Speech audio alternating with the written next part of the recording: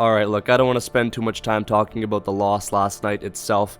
Obviously it sucked, and it's easy to rave on about the same issues that we've talked about all season long, whether it's the defense, or the power play, or the injuries, or whatever. We can make whatever excuse we want. But I feel like there comes a point where there's just no reason to shove these same issues down everyone's throats after every single game. Everyone knows that the Canucks defense core without Hughes and Hronek is bad. It doesn't take a genius to recognize that.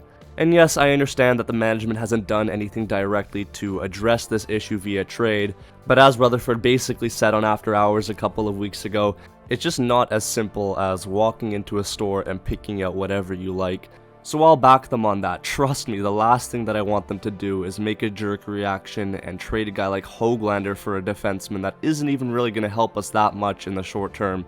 So I'll cut them some slack there. Obviously make a move at some point, but don't make the same mistake that you made last year of overpaying for Lindholm, giving away like a first, a second, 2 prospects and Kuzmenko for a rental that, let's be honest here, wasn't even that good outside of a couple of playoff games. Anyways, the reason why I made this video in the first place is because I'm scrolling around on the internet and there's a series of people that are posting articles or videos about the same thing every single day.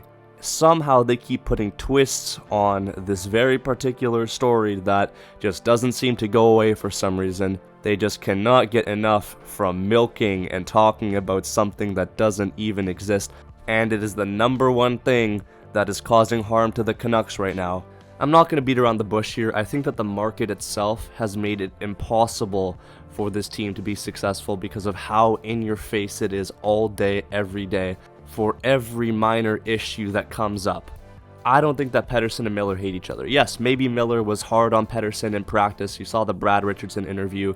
Yeah, sure, I bet he was hard on him. We know what Miller's like. He's a fiery, emotional guy, and he expects a lot out of himself and his teammates.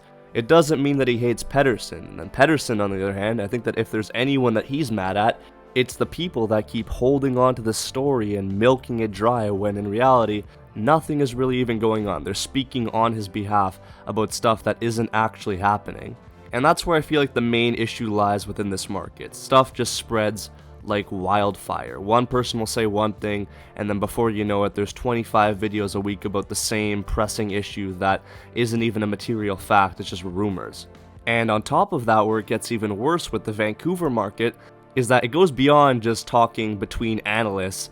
The analysts are the ones that are confronting the players about this to talk about it themselves. You have Talkett and Quinn Hughes having to answer stupid questions from some of these reporters that I am not a fan of to address rumors that they made up. What is the point of that? And the reason why I blame these insider analysts so much is because these apparent locker room rumors aren't just limited to the Pettersson and Miller situation. You go back a couple of years and people were reporting that Miller and Horvat created a rift in the locker room where some people were on one side and other people were on another. It obviously didn't end up being true. Horvat slammed that shut pretty quickly. It was so stupid how they were creating these narratives of people taking sides. You go back even further, people blowing things out of proportion with Mitchell and Kessler. There's so many situations where these same individuals are doing whatever it takes for a story, and they're the same ones that complain about the team's lack of production because the team can't focus when there's stuff going on in the background because they're the ones that escalate it to a different level. And I know a lot of people are going to say, well, they're professionals, they should be able to deal with this kind of pressure. All that I'll say about that is I don't think it's a coincidence that 4 of the last 6 Stanley Cup champions have been Vegas, Florida, and Tampa Bay twice. As far as hockey markets go, those players are not in nearly the same spotlight as other markets like the Vancouver Canucks, and I'll even throw in like the Toronto Maple Leafs. Honestly, if it were up to me, I would boycott some of these individuals. I'm not going to name any names in this video, but you probably know who I'm talking about.